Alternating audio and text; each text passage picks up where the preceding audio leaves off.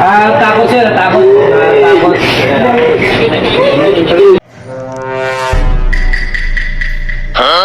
Roger, sir.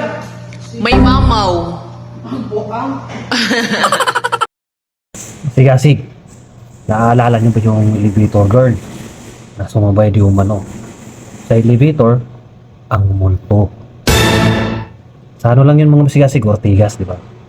So, makwento ko lang sa inyo mga masigasig. Siguro mga ano siya, mga madaling araw siya nangyari sa akin dito sa binabantayan ko mga masigasig. Alam mo ba yung ano, yung elevator? Nasa harapan niya mismo, pinipindot ko na. Bumukas. So ngayon, kapag pumasok ako sa loob, ayaw magsarado, masigasig. Kapag lalabas ako, magsasara yung elevator. Pero ayaw bumaba, ayaw din umakyat. Kahit anong pindot ko sa ano, sa elevator. So hindi naman defective yung elevator mga masigasig.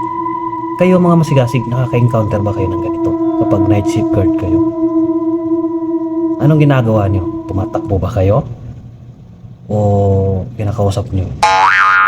Pero may kilala akong guard ng masigasig. Tumakbo talaga siya masigasig. Pero parang masigasig. Pero sa akin, ginawa ko, kalma. Kahit alam kong matayo na yung balahibo ko rito sa ano, batok ko.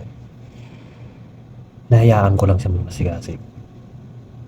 Kaya kayo, kapag may ganyan mga nangyayari, relax lang kayo. Hindi naman nakakamatay yan eh. Ang babantayan nyo, yung taong buhay. Yun ang nakakamatay. Di ba mga masigasig? Ingat tayo lagi mga masigasig sa duty natin eh.